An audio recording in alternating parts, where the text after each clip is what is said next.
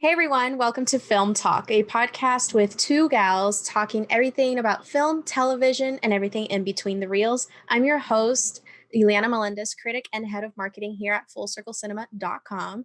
And joining me today is my co-host, the ever so lovely Josie Melendez, who is also a critic here at Full Circle Cinema. And we are finally going to be discussing a very long awaited film.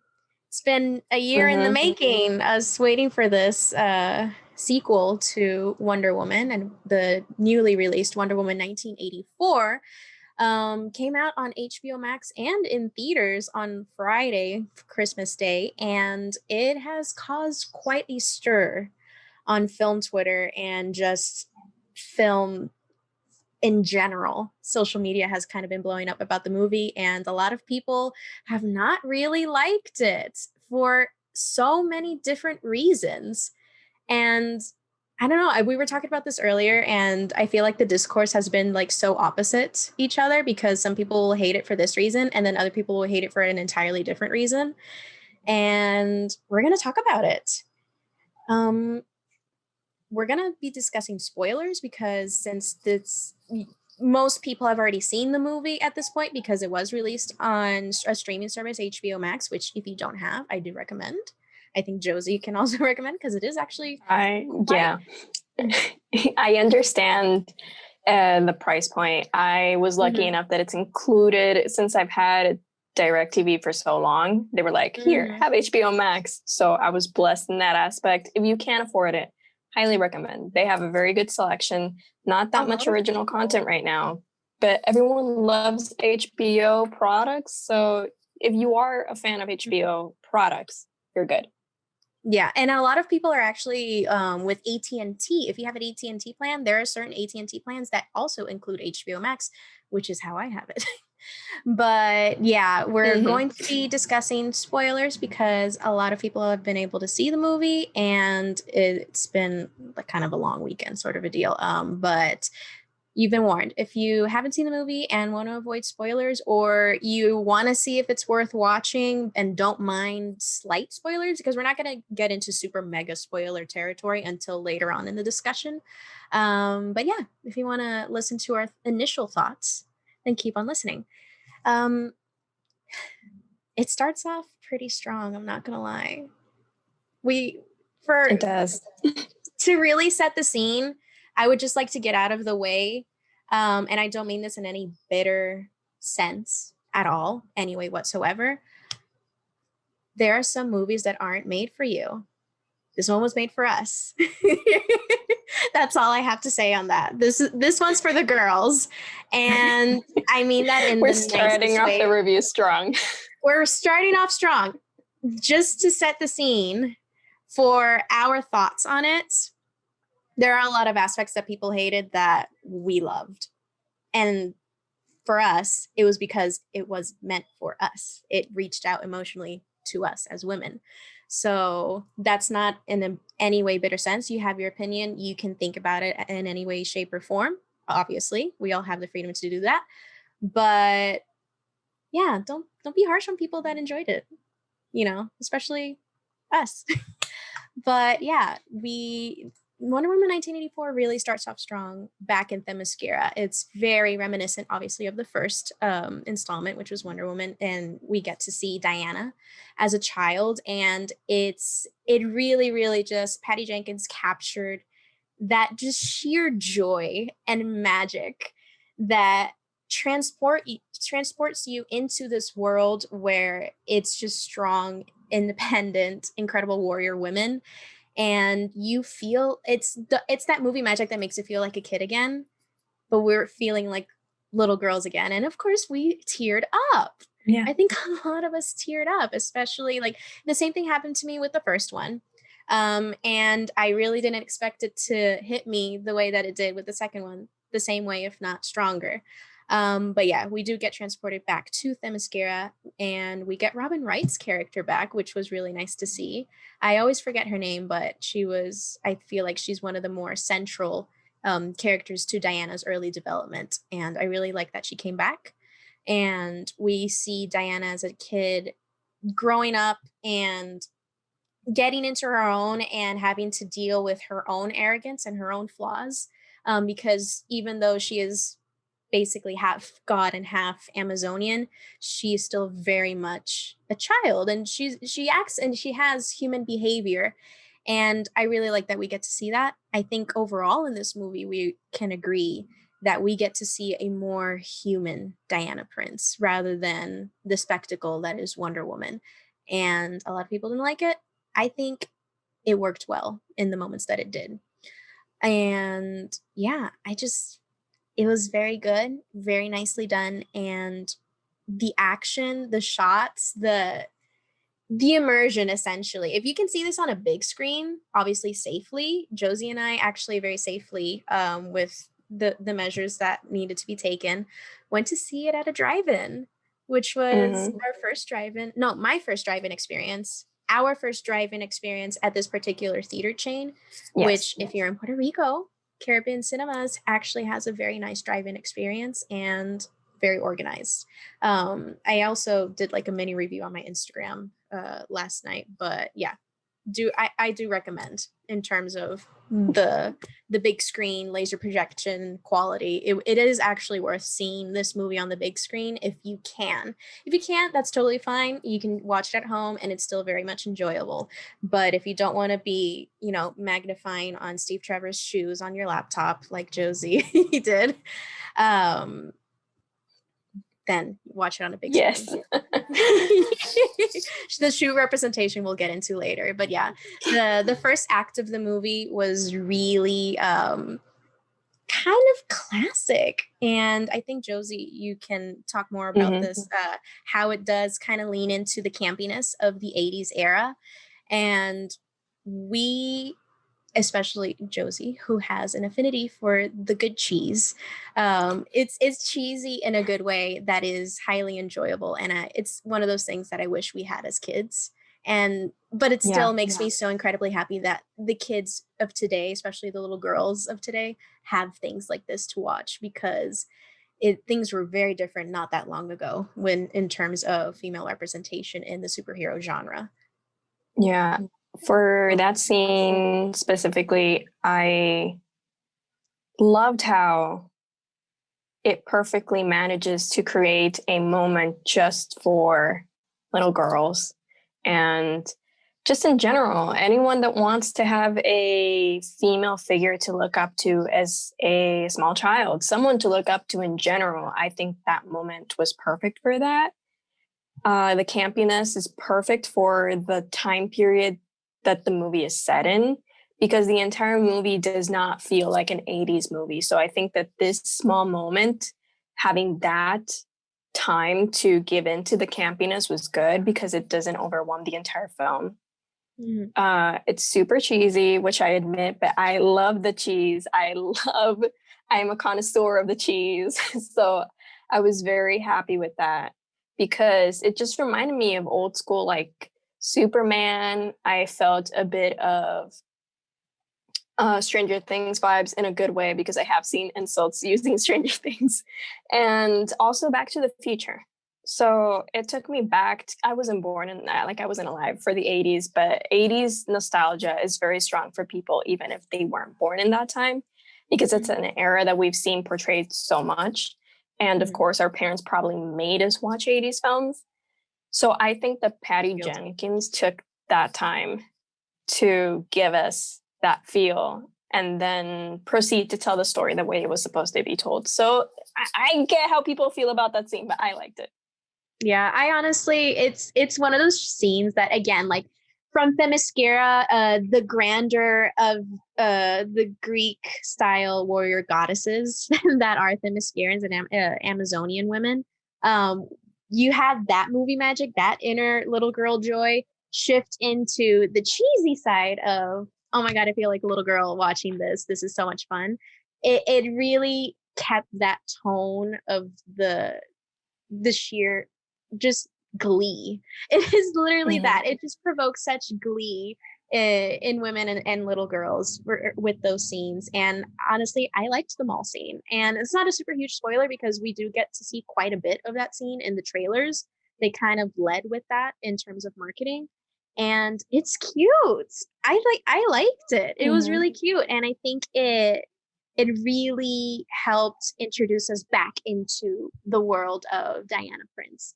And I think after that, the story does kind of slow down a bit, and then kind of it finds its footing in the beginning, which after that, I believe we are introduced pretty quickly to Kristen Wiig's Barbara Minerva, which is who plays Cheetah in this film. And we were all kind of, I at the very least was a bit hesitant when they announced this character, because I feel like so many things could have gone wrong, especially after the film Cats from last year. You know, they could have gone an entirely different route with Cheetah, and you know, it wasn't perfect the way that they portrayed her, but it could have been far worse. Believe me, it could have been. They had an advantage. Yeah. 100%. They had an advantage because the cheetah scenes were at night. Oh yeah, that's true. So if you make it at night, it's a lot easier to avoid. Yeah. It's a lot easier to avoid the cringe. Yeah, it definitely, I didn't feel any cringe during that. We're kind of getting ahead of ourselves a little bit here, but like when Barbara Minerva does become Cheetah, I didn't feel that heavy cringe that one tends to feel with DC villains, and I say that with no regret whatsoever. Say what you will, you know, everyone has their favorites, but I think that this one was handled pretty well in that particular aspect. But yeah, we're coming back a little bit to Barbara Minerva. Her introduction does feel like an SNL skit, and we were talking about this last night, and I don't know, I'm not sure if it felt that way because it's Kristen Wiig, or because of the way it was written, or basically both. What I do know is that Kristen Wiig very much impressed me. She had so much fun with that character, and you can tell that she really amped up the awkward kind of high school girl kind of character that she introduced herself with. And I think we can all agree that as soon as she meets Diana Prince, she simps on sight, which I can't blame her. None of us can blame her, obviously, but it does lead into what I think was a missed opportunity. And that kind of like eventually kind of leans into the things that we didn't like, or I didn't like particularly. There was quite, like, after seeing the movie and having it sit with me for a few days and watching it a second time, there was queer baiting for sure with Barbara Minerva and Diana Prince. Like, their meeting was that 80s like cool girl Wonder Woman and kind of nerdy, PhD zoologist, whatever other title she had, meeting. Immediately, nerdy girl asks her out to lunch within 30-60 seconds of meeting her. And Diana kind of brushes her off a little bit because she doesn't really socialize, which is normal because a lot of people don't talk about this. If Diana becomes friends with someone, she's going to outlive them. That's kind of depressing. Nobody really talks about it. And people are like, oh, but Diana has everything. She has seen so many people die. Y'all, she's kind of low-key immortal. That's why she doesn't really get close to anyone. But that's, a whole other story. But definitely the introduction with Barbara and how it does feel like they kind of leaned into, she seems like a high school nerd, even though this is a woman with a PhD. But it lived up to the cheese and the campiness of it. I think it was good. Where it kind of loses its footing and it just it doesn't know where it wants to land is more so in the second act for the majority of the characters. Actually, it's this movie is pretty long. I don't know if y'all have seen, but it's 2 hours and 30 minutes. That was 20 to 30 minutes too long.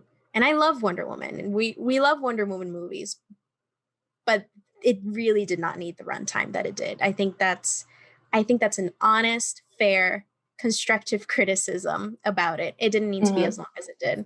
I think it would not have felt rushed in any way, shape, or form if it were just 2 hours, maybe 2 hours and 10 minutes. And that's kind of pushing it, because the story that we were given was not that complicated, y'all. It was pretty straightforward. You could have cut off 30 minutes and it would have been almost the same in terms of getting the story across to the viewer. Either way, I do appreciate how we did spend time developing our villains, because they don't feel two-dimensional, which I do appreciate at least. But either way, you still could have taken out 30 minutes and still would have gotten that same development, I'm pretty sure. Oh, yeah, 100%. And I think we even like decided which bits could just straight up stay in the cutting room floor. Like they can be gone. It's not that they're bad. They're just, with, you know, for lack of a better word, useless. They're just utterly useless scenes because they don't contribute as much as they think they're contributing. Like they really tried something, but we didn't need it. Did we enjoy it? For example, when there is a scene, this is not a huge spoiler, I'm pretty sure, like there's a scene where she's eating by herself just to show that she lives this life of solitude. And then there's a scene where this guy takes her taxi and she's looking at a plane. You could have had her sitting outside. She looks up, sees the plane, and we get it. She misses Steve Trevor. Done. You save a minute or 2 minutes tops there. Hey, it's, you know, nickel and dime that runtime to death, because you 1 minute here, 1 minute over there, you have a much more tidied movie once you actually get into the, like, I feel like this was a second or third edit. This wasn't a final edit. And probably. Yeah, I feel like if you had just sat down with it just one more time, you could have cut down on these little details, because, okay, she is in her little own fortress of solitude. You didn't have to make it a 2-minute scene because that felt long, but it got the point across at the very least. It wasn't utterly useless as opposed to a lot of other things. But where the movie, it's kind of weird because the first hour and a half feel perfectly fine in terms of pacing. Yeah. There's very little. I did not feel the pacing. Cut. Yeah. There's very little that you watch. Yeah. Just real quick, that I remember I started to feel the pacing when there was about 50 minutes left, more or less, which might sound like a lot to a lot of people, but I was genuinely enjoying myself. So that contributes, obviously. But I did like where the and didn't know how it was going to end. So yeah, I'd say pacing was good up to a certain point, but not as bad as people are making it out to be. Yeah, there's a lot of people being really harsh. And I understand constructive criticism, but saying it's incomprehensible and unwatchable, come on, fam. That's a bit also much. Okay, this might be getting ahead of ourselves, but it perfectly goes with what we're talking about. Do you think that is due to the fact that it was released in streaming and not in theaters? Do you think that affects the way people are watching it? You think that people are a little bit more critical with media that they consume more comfortably because they feel more comfortable to criticize it? Perhaps. Because I know that when we saw it, one of the biggest things that I was like geeking out about was I'm a weeb for sound design. So I'm a weeb for sound design. You heard it here first, ladies and gentlemen. So when we were sitting in the car and the sound mixing and the sound editing sounded so much better when you're in a vehicle or in the theater with this film, because you can tell they put so much effort into those details, and the score just sounded more impactful while we were watching it at the drive-in than when I listened to it on my poor speakers on my laptop. So I think that kind of movie magic definitely influences the way you feel about a film. 100%. Yeah. So when you put it that way, I agree, because I do remember we started talking about the score way more when we were at the drive-in. I didn't even notice the score all that much, aside from like those big moments. that obviously the incredible composer Hans Zimmer developed. And when we were at the drive-in, even the subtleties in the score, especially for Barbara Minerva's character, I love her score. Her score is so central to her character in a sense. And it was so cool how it kept building up. It was, those kind of stereotypical, oh, this is my villain origin story. I will go down fighting for this villain origin story. It gave me a little bit, like in some moments, and I think it's just because Cheetah, but it gave me a little Michelle Pfeiffer Catwoman in some moments, but in a good way. And I really liked that. I think they could have played it up more. They could have made it a little bit more, she's bad, she's evil. But then again, I think we also agreed that this is also meant for children. Children are also watching this. They probably don't want to massively market a film where Kristen Wiig murders a man in cold blood right and on the sidewalk. Excuse me, I'd see that. Commit crime, please, because we felt for her. It was basically, this is also leaning into the second act with Barbara's character. She was that other side of that pent-up rage that women feel. Y'all don't even know when women in general experience even just the slightest sexual harassment, even though like many women have different experiences and many have experienced far worse, but it's still bad. It shouldn't happen to begin with. And most of us have been catcalled or, harassed just walking down the street. And that happens with Barbara. And that's also one of the moments where Diana just swoops in and saves her and we got queer baited. But I digress. Hey, we're not going to pretend that, I'm going to put the GIF up right here. We're not going to pretend that this was straight. Barbara literally was saved by Wonder Woman and fell into her arms and looked at her with awe. Would you not do the same if that happened to you? I digress. There was simp alert. There was a 100% simp alert, but I digress. Essentially, she was attacked by this guy that was harassing her, and then when she has that full circle moment where she has her powers and she's stronger and she's losing her kindness and her humanity in a sense, she lets her rage take over and she beats this guy to a pulp. And the only reason she didn't actually like full on do the crime, commit the murder, was because of one other character that like somehow was a catalyst for her empathy, which was like this homeless guy that she always gave food to and helped take care of whenever she could.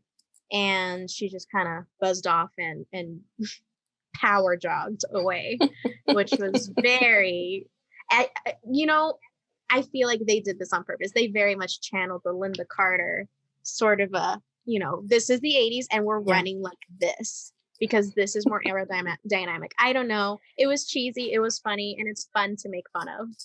Like there are definitely moments in this movie where you can have fun making fun of it. There's no problem. Yeah, especially her running was not the most elegant when you look at it once, like in post. It wasn't the best, like in visuals, editing, and just that whole aspect. The kind of like the visual flow. It was definitely better than The Flash. We're not gonna sit here and pretend special effects. Going like this was any better. Yeah, got it. Special effects looked a little wonky. Yeah, but at the same time, she just managed to pull it off just with her facial expressions, which a lot of people are also making fun of that. But honestly, I like how serious it is because she just seems focused, which is what you're supposed to be in that moment. And I'm not going to say that Gal Gadot is the best actress. Yeah, Gadot is the best actress out there. But I see her and I do see Wonder Woman. Yeah, essentially. And I really enjoyed Gal Gadot's portrayal of a more humanized Wonder Woman. This wasn't really necessarily a Wonder Woman movie. It was more of a Diana Prince movie. I liked it. I like that. Going into a little bit of the action aspects, we do get plenty of action in the beginning, and then as we go through it, we see less Wonder Woman and more Diana, which at first on the first watch I was just like, oh, where are my really cool fight choreography scenes? Where's the tea? Where's the juice for this action?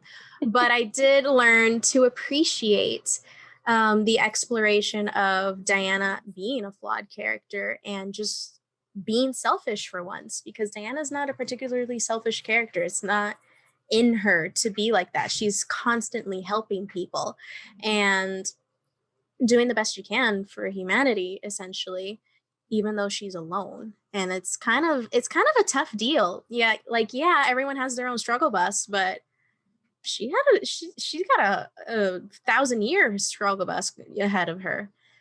But yeah, basically, when she finally, we get Steve Trevor back, watch the movie if you want to see how that happens, but it is kind of weird. I feel like it could have been done a little better. When you start nitpicking the movie, there are some weird decisions that were made. They were strange. They were stranger things. But we do get Steve Trevor back, and she gets selfish with him.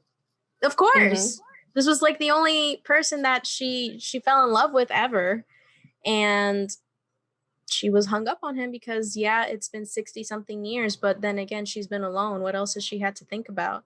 She took care of it. We can kind of conclude from the pictures that they show us in her apartment that she did, after the war, take care of his family, like the Trevor Ranch and all of that, and his mom. She probably took care of his mom until she passed.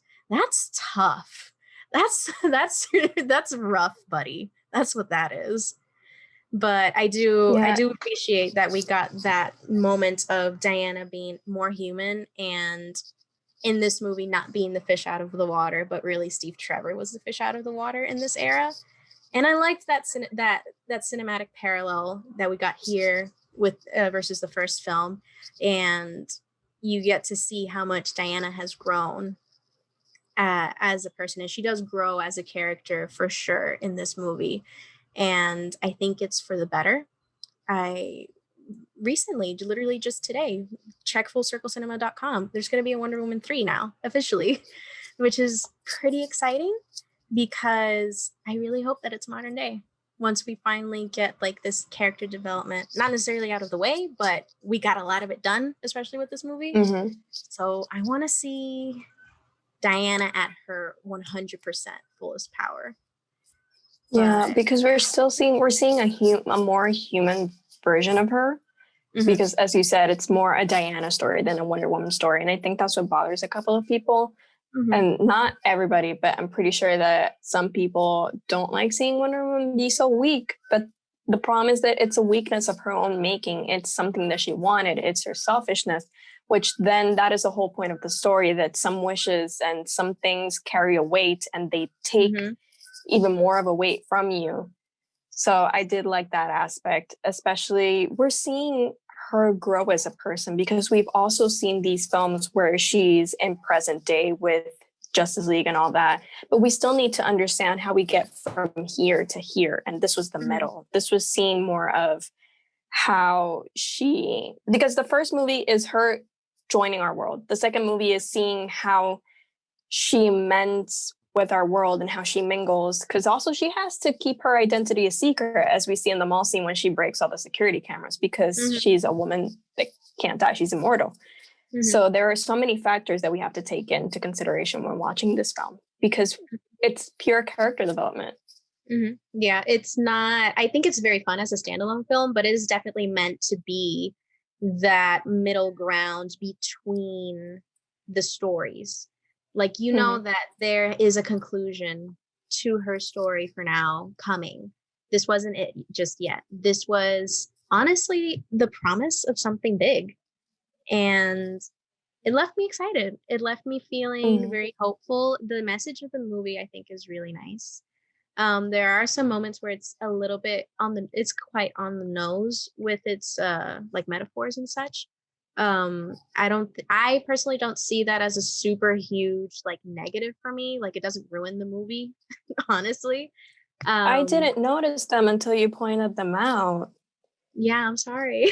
So no, the thing is that Uh-huh. I don't think they were too on the nose.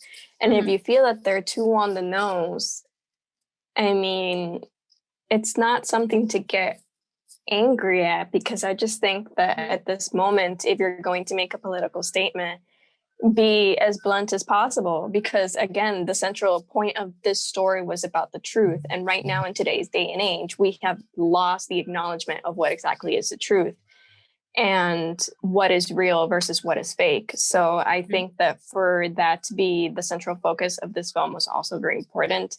And putting it in another time period was smart. Yeah. Yeah, if they had done it present day with that message, then I would have been like, this was a Yeah. parody. This is extremely like awkward and on the nose. I like how I do agree with, now that I see it, I can give it a better appreciation for the central story, which was the truth with I really liked her explanation of how the golden lasso works, like the lasso of truth. Mm-hmm. The truth powers it, not Wonder Woman, not Diana, not anyone else. And I think that's cool because it does have that kind of central message of these important kind of virtues, one could say, are Mm-hmm. powerful, even though we kind of take them at face value. But once you acknowledge them, things like love and truth and hope, etc., they are very powerful elements to our way of living and just life in general. And not to get too philosophical here, but that being the central message of the movie in a different era really tells you how timeless this point is, how timeless the importance of this virtue is in essence. And I think I can believe Patty Jenkins and Gal Gadot like wanting to deliver that through this story. And what they intended, I think they accomplished. This movie accomplished, in general, overall, what it set out to do, which was to emit wonder and joy and glee and give a very, not, I don't want to make it cheesy, but it's Mm-hmm. wholesome. It's a wholesome It is. message. It's a wholesome movie. It has its elements where you're like, that's stupid, but it's not that serious, to be quite honest. And I don't know, I really enjoy that aspect in the Wonder Woman movies in general, because we get to see a strong woman and just strong female characters in general talk about things that they don't seem as serious as like other like darker and grittier DC movies that I'm not going to Mm-hmm. name, but they are important in their own right. And I think that no matter what gender you identify as, no matter what, these are things that apply to everyone. And I think it's really nice to have such a universal message in such a big film, because this is a big blockbuster. And Mm-hmm. especially now that it's on streaming, it's a lot more accessible to people in terms of distribution. The message got out, and I think that's nice. I think it did what it set out to do. In terms of the second act and like story structure wise, after getting into the groove with these characters, this is about like an hour ish in. We're almost halfway through the movie. um okay, we get to the groove with these characters, we get a little bit of action, and then we get a like kind of the movie's big action scene in the middle. I feel like, kind of going back to the runtime, instead of adding that White House scene, not super spoiler, but there's a White House scene that we see in the trailers, you could eliminate that action scene and have that grander been the middle, like with the, I don't remember where they were, I think it was in Egypt. That scene Mm-hmm. could have been a Cairo. little bit longer, a little bit more elaborate, and more ba boom with the action and saved up on time. And I think it would have been quality over quantity. I do not know if you agree. Do tell. So I definitely think we could have done with less action scenes. The problem is that people come to Wonder Woman for the action and people come to DCEU films for the action. So I feel that some scenes, and maybe even the White House scene, were added specifically for spectacle, not for story structure.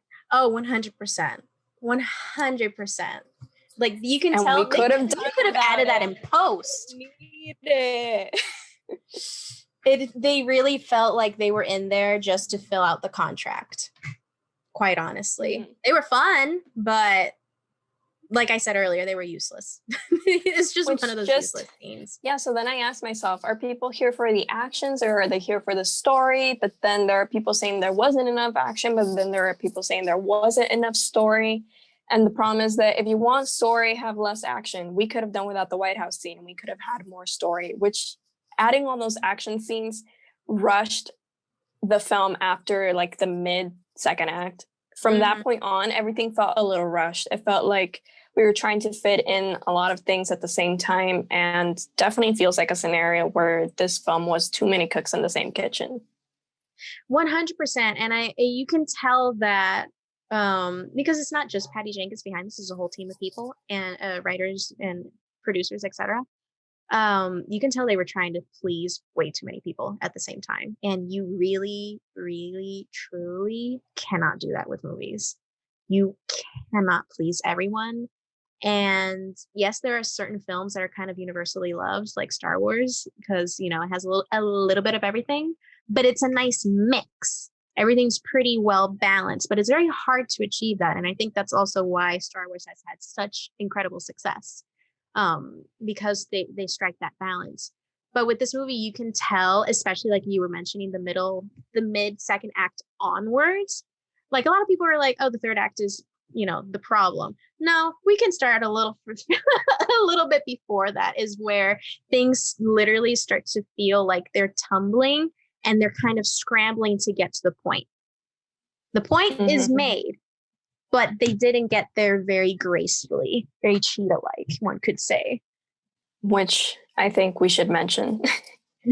Pedro Pascal's Max Lord. Let's get into him. Yeah, let's get into that. We've been saving this cookie, this sweet treat of discourse the entire episode, I'm sure, because if we started off with that, we would just talk about Pedro Pascal for the whole episode. Yes. Would you like to lead on this? Because he's such an integral part to the finale. So Pedro Pascal, from the beginning, we see him. He's very charismatic. I think I'm going to say it with my whole chest. He is the best villain of the DCEU. Not even a hot take. That's just truth. That's the truth. That's what powers the truth. So he gave such a good performance. And from the beginning to the end, we see how his character is what we're fighting against. We're fighting against the TV personalities and all those people that are trying to sell you something like magic in a bottle, when oftentimes it's with the promise that it'll solve your life when it won't. Everything has a consequence. So I loved how his character perfectly was a foil to what Diana Prince wanted to be. And then the whole aspect again of her renouncing her wish and her selflessness, being able to mirror what Max Lord needed to do. I really love that aspect. And also the way he interacted with Barbara Minerva, it added more to her character as well, which I liked, because it would have been awkward if these characters did not add to each other as the central villains of the film. Yeah, what are your thoughts on Pedrito? we all are going to be honest here. We also simp for Pedro Pascal, but that's neither here nor there. But his Max Lord was honestly, like you mentioned, integral to the film. Like he in many aspects carried the movie from how important his character was and how well he drove the story, like just on his own. And his interactions with Barbara and Minerva were so well done. And I think that the only, not gripe per se, but if I'm gonna nitpick, the only elements that I could think of that I'm like, this could have been done a little bit better, was having Barbara be, you know how there's the main villain and then he has like the sidekick villain. I feel like they could have gotten to that point a little bit sooner. Like I feel like they delayed that a little bit, and I understand they gave Barbara her own independent like moments, but I feel like she would have been a little bit more menacing a little sooner had she gone like let's say for example that moment where she came full circle and I'll like beat this guy up, this guy that had harassed her. If after that, shortly after, she would have had that moment of, I don't want to be like Diana, I want to be the best around. I think it would have been a little bit, it would have flowed a little bit better, and it also would have cut down on the runtime just a little bit. It would have helped just a little bit more. And yeah, I think her interacting with Max Lord sooner and being like on his side essentially a little bit sooner would have also made for some really great action scenes that felt more well paced. Like having him do his thing, because he's not really that villain that's like doing the fights. It's Barbara Minerva that's actually doing the fight choreography. Having what they tried to accomplish in the White House scene, which was her defending Max Lord, having that a little bit sooner, I think would have helped in terms of pacing tremendously. And not only that, but also the whole character development and interaction. But they got there eventually. You know, she had her moment of, I want to be an apex predator, and that was pretty cool. I liked that. But again, my only grief is that is literally the timing of it. If the timing were better, I feel like it would have flowed and meshed a lot better. But Pedro Pascal really gave everything. He gave us everything with his Max Lord. Unlike his counterpart, which I'm sure Josie will speak of in a moment. Her new mortal enemy. No, I feel so bad. Okay, so you guys are in. The thing is that when I was watching the movie, because I loved almost everything about Pedro Pascal. I loved every scene he was in. I loved everything. My only problem was that oftentimes when he was on camera, something fell off and I didn't know what it was. And eventually I found out what it was. And I say this with so much kindness in my heart. I don't mean anything of it. I just think that the child actor that was opposite him wasn't up to the level that Pedro was doing. It's Pedro's fault. It's all his fault because he was giving the performance of his life. She was like, "This is not a good child actor." I didn't notice it until you pointed it out, but he really gave us nothing. He just sat there. The kid was adorable, but he gave us nothing. Yeah, he was so adorable. So I don't know if it was him or if Pedro was just giving his all and nobody could compare to him. I don't know what happened. I'm trying to be nice, but it was just those moments where the kid was just staring at him. And I get it. I would have done the same. I'm not a good actress. I would have done the same. I would have stared at Pedro Pascal and been like, you're cute. Yeah. What's my line again?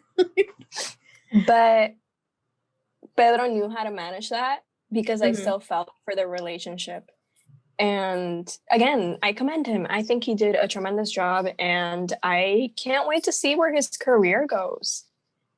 I'm really excited for Pedro Pascal's future in film. Like, I feel like he's been in the industry obviously for years. I feel like his first like super big role was Oberyn Martell in Game of Thrones. I think that was a really iconic character for that season. And obviously he did wonderful. And but after that, he kind of not fell off, but he kind of went a little bit more under the radar with his roles. And in the past 2 years, especially in particular with The Mandalorian, Pedro Pascal has really like stepped up and had this opportunity to show himself as a blockbuster actor. Like, he is honestly a showstopper. And I really hope that we get more of him, not only in the superhero genre, but just in the action genre in general. I think that he handles it very well, because he brings the, I don't know, it's just a certain je ne sais quoi. Maybe it's because we're simping. Mm-hmm. I don't know, but no, because we're not the only ones. We're not the, we're not simping because we're not alone. That's what it is. But he's just one of those actors that I feel like he's like a fine wine in every aspect.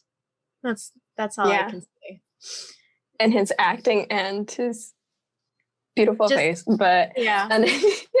Another thing I wanted to mention about his character was that my one gripe, other than the child actor, I'm sorry guys, the child, not Grogu. No, Grogu gave us more than that child, and I'm not gonna lie.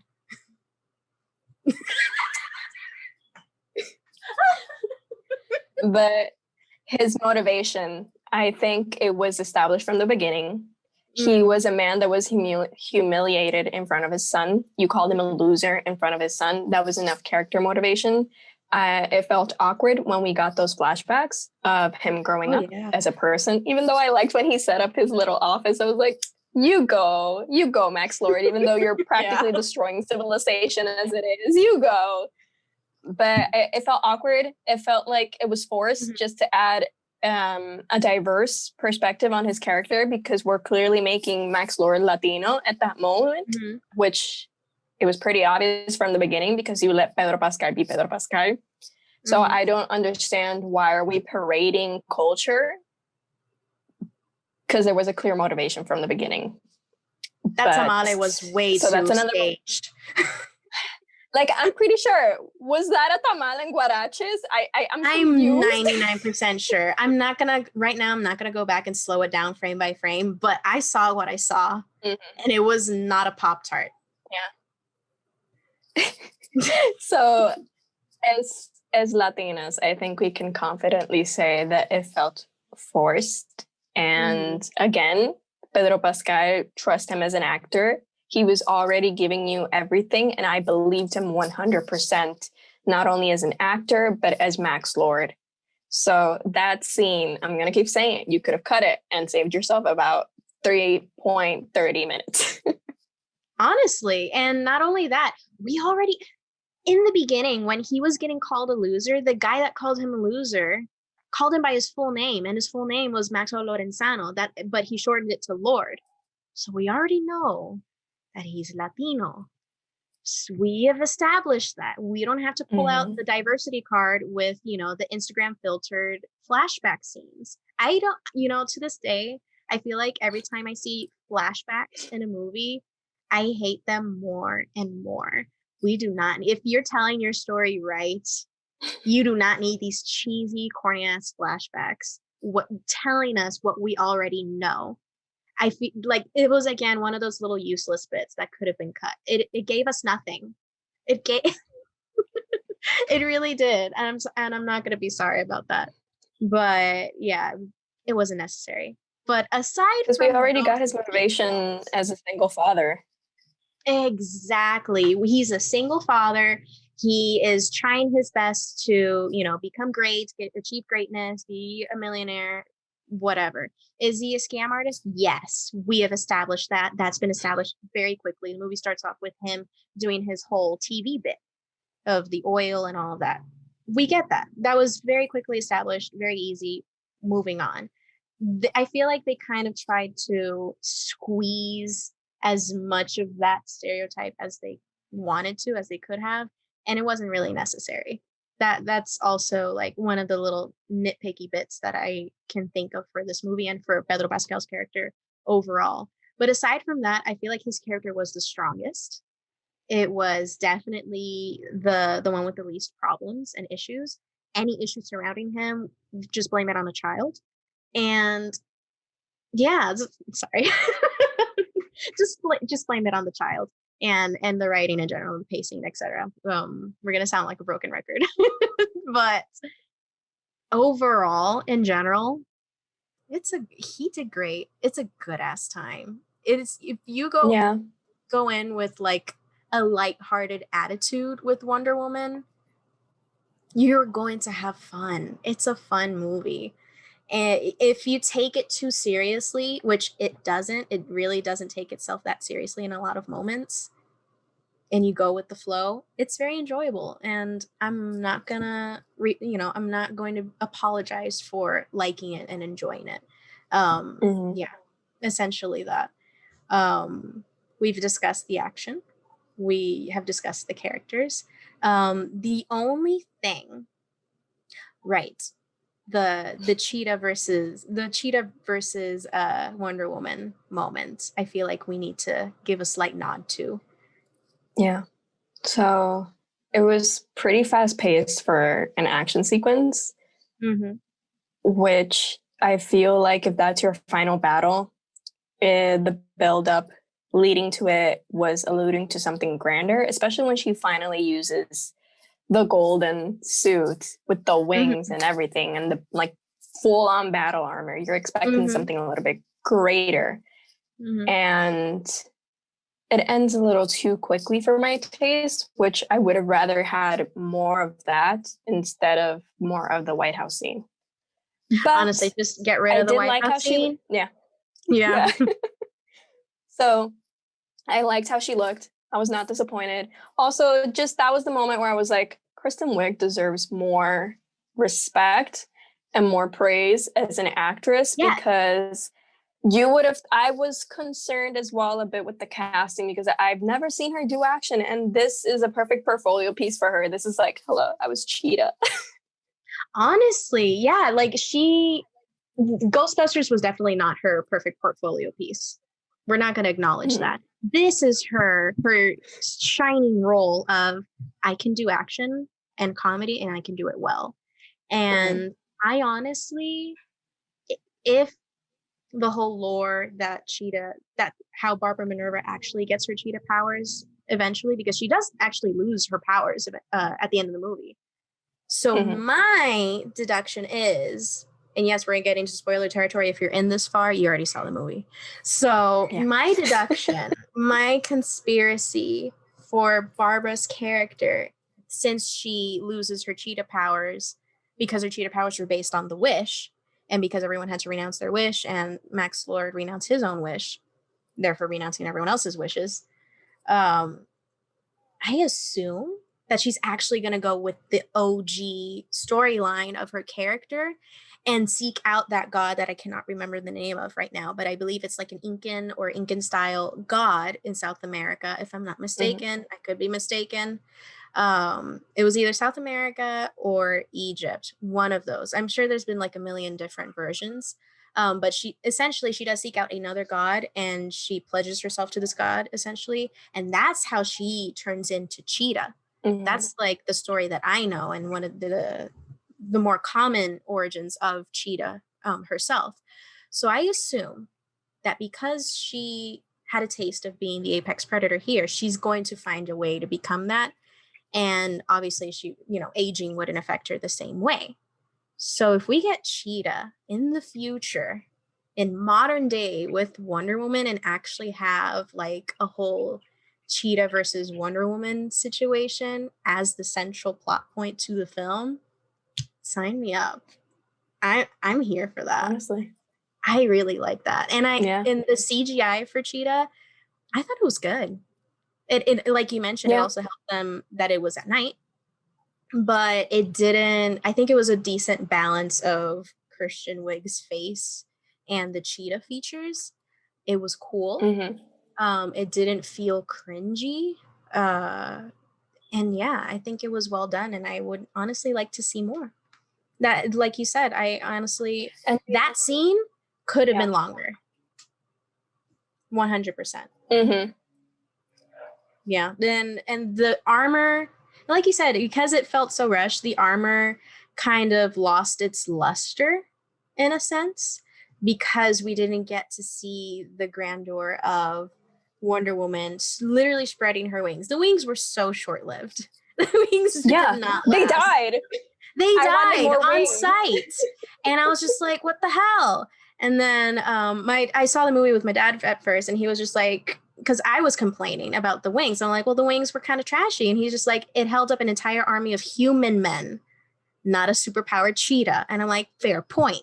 That's a fair point. True. You know, that's true. I can believe human that. Men with swords.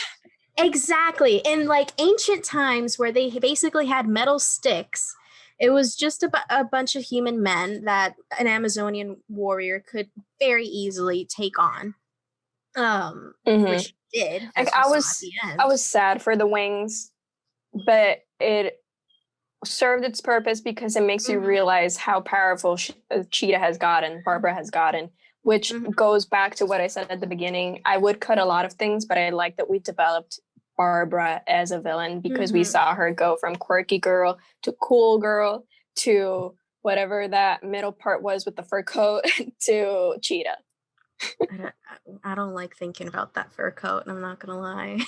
She kept changing out. She was living her fantasy. She really was, but necessary? Not entirely. It was okay. But the frosty hair. She literally went platinum from one scene to another. Yeah, she dyed her hair from The Office to Baba Yeet's room. I don't get that. I really don't get that. That's another thing. I wish we dove deeper into the mythology and the lore. I feel like the lore was a little superficial. It was lost. I wanted more. Like, I remember, I don't follow DC Comics as much as I do with Marvel. So I was kind of hoping that Pedro Pascal's character would be kind of a Hades figure, like selling your soul to the devil. I wanted something like that. And then I don't think we established well the mythology in this film, which that is one of the things that I feel we were lacking because that is so central to Wonder Woman, the mythology, as you mentioned yesterday. I wanted more. Yeah, because we got that with the first film. And like, I understand that they didn't want to repeat the trope of this god disguised as a human. We already got that with Ares. That was, milked to high heaven. We got Ares. That happened. Cool. So I like that Max Lord was a human, but I feel like we didn't get that into Max Lord's lifelong obsession into researching this artifact, which, by the way, spoiler, the movie's surrounded by this Dreamstone artifact thing. And Diana was terrified of it because she saw the language of the ancient gods. And I wanted more. I wanted that Indiana Jones vibe because we could have gotten that, and that's the time period. That's part of the time period. Give me that Indiana Jones. If they had leaned more into Indiana Jones rather than Back to the Future, I feel like it would have been perfect. 10 out of 10. This would be a 5-minute episode. It was great. There was a lost opportunity there in that aspect. If they had centralized the story more around that, and we had gotten more of like, the nitty gritty of the lore and the mythology, and like maybe Barbara was also researching these things, and hello, she's an expert in this, and she barely spoke about it. She was the guy in the chair for like a minute, and did her own 80s Google search with the papers and stuff to help Diana out on the origins of the artifact. But all we got was Diana reading a book in some random place in Washington, D.C. and being like, this is a scary god. Okay. Give us nothing then. That's cool. I understand they gave us a little bit, but I feel like where they kind of stretched the runtime, they could have cut down a little bit and then replaced that with that interesting lore. So yeah, the writing was definitely weak there. Especially because you are dealing with a South American villain. Like Pedro Pascal is a Chilean actor. You allowed this character to be South American. Why did you not introduce a South American god? South America has such a rich history, has such rich culture, has such rich mythology. I mean, magical realism was born in South America, people. You could have done such a rich story by adding South American mythology. Just add it. You pointed that out. Like, the sabor. Put the sabor in there, and you got a clean story. Yeah, they could have really it's still a great movie, but it's the caucasity of it all at the end of the day. Yeah, that's it. That's that's essentially it. Because like you mentioned, it's just we wanted more of those elements that are central to Wonder Woman. And then yes, this was more of a Diana movie rather than Wonder Woman, which is fine. But not only did we not get a whole lot of Diana losing her powers, like I feel like the stakes did not feel that high. I'm not gonna lie. It's like, oh my gosh, she's losing her powers. But at the same time, she sort of had them, so it was okay, and she still defended herself. Like the stakes did not feel as high as they should have been. Like if she straight up lost her powers after making her wish, this would have been a very interesting movie. Because if she had to renounce her wish a lot sooner and then dive into the whole, I have to say goodbye to Steve Trevor and that whole, you know, grieving over him again as she's trying to save the world again, I think it would have been a lot more engaging in that aspect. It's still super fun, still very wholesome, doesn't take itself very seriously, definitely lighthearted in a lot of moments and serious when it does need to be.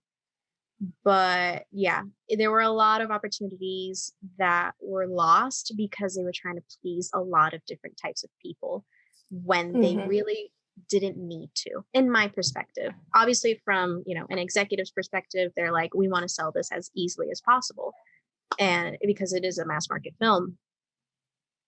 But at the same time, what's the point of a mass market film with when the masses are just like not really liking it for so many, it's like all over the place. The negative opinions about it are so all over the place, just like the movie.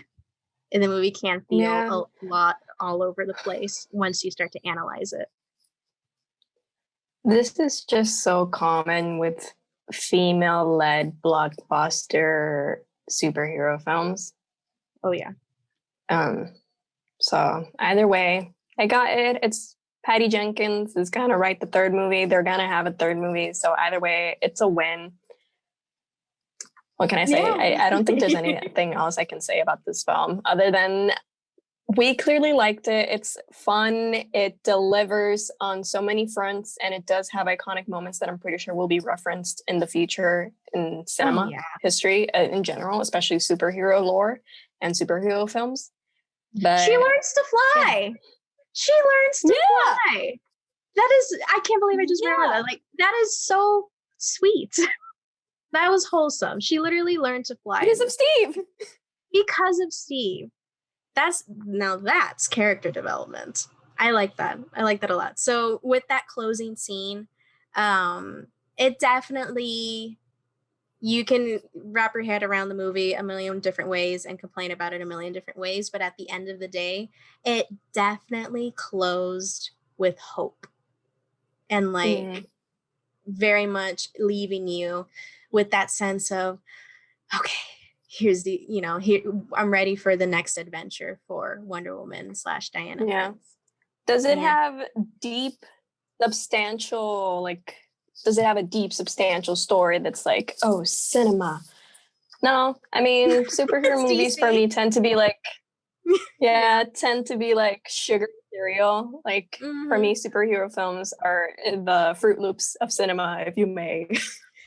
So I enjoyed it. Some are Cinnamon Toast Crunch. Can't come into you can't come into it expecting like the grandest film ever. You're asking for too much. Just sit down, enjoy, put away your worries, and just take the film as it comes to you. Because at the end of the day, going back, this is my summary. It is not a film for everybody. It is a film for those that want to see a female superhero shine, be human, fall in love, be selfish, just want to see a woman be a woman on screen and also be powerful and wear armor and not be in a bikini. And, you know, just people want to believe that they can be the person on screen. So that's all I'm going to say. Yeah, honestly, super well put, as always. Bouncing off what you just said, I totally agree. If you are a Wonder Woman fan like we are, you're gonna have a lot of fun with this. It is a wonderful movie, and like we said, despite all the lost opportunities and all this and that and the story, etc., that's just us being critics. that's just us doing what we're supposed to be doing. We're supposed to do. We're supposed to do, yeah, because like we call ourselves critics, so let's critique. But you can critique without being a Debbie Downer. That's all. Mm-hmm. With this particular film, at the very least, like, you take it as it is. It's still, it's kind of like, you know, indie.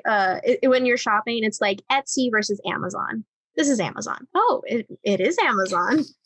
That worked. I didn't mean to do that, but the universe said this will work for you for once. But yeah, closing, little end credits before we sign off. If you guys haven't seen the end credits, do stick around for the end credit scene, because I feel like the end credit scene could have been the end of the movie, and I think it would have been fine anyway. But do stick around. I think it's worth it. It brought me tons of joy, made me emotional, and again, very promising for the future. There's definitely a chance for continuity here. And those that don't want the spoilers of the end credit scene, sign off. But yeah, Linda Carter does become and is introduced as her own character in the movie, and is actually introduced as the original Amazonian woman who had the golden eagle armor and fended off an entire army of men that had enslaved the Amazonian women. So I really want to see her in the future of Wonder Woman, and I want to see this particular independent Amazonian character played by Linda Carter be almost as a mentor to Wonder Woman. Like, maybe they meet up eventually and they actually know each other by the time that it's modern day. So I think that would be really, really cool, because imagine, like, that's how Wonder Woman learned all these techniques and, like, you know, became more sure in her powers. So yeah, lots of opportunity, lots of possibility, and Patty Jenkins, our eyes are on you for Wonder Woman 3. But that'll be it for this episode. This has probably been a long one, but it's Wonder Woman. It's bound to be a long discussion, especially here. Where can we find you, Miss Josie Melendez? So you can find me at Film Posers, basically everywhere. Also, you can find my personal account at the Josie Marie on Twitter and Instagram. Yes, and all of these links will be down below, and her Twitter handle I always put like right underneath her little video there. And you can find me at Captain Melendez on Instagram and on Twitter. And you can also read, we occasionally write reviews, especially Josie, who has been writing reviews lately for Full Circle Cinema. So definitely make sure to go to fullcirclecinema.com to get the latest news and read all of our reviews, and read another fellow critic, Katie. She wrote a wonderful review for Wonder Woman 1984. So if you want to dive a little bit deeper into another perspective in a written format, then go ahead and check out her review. I will be linking all of these things down below, and be sure to subscribe. And huge shout out to the love we got on the last episode when we reviewed Selena the series. We read your comments, and I'm really happy that they were relatively positive. And we even got a book recommendation that I will be working on getting very soon. But yeah, I really hope you guys enjoy this as much as we enjoy making it, and really hope that you enjoy this episode and future episodes to come. And stay tuned. Be sure to stay subscribed to Full Circle Cinema here on Full Circle Cinema Network. And that's all. Bye. Bye.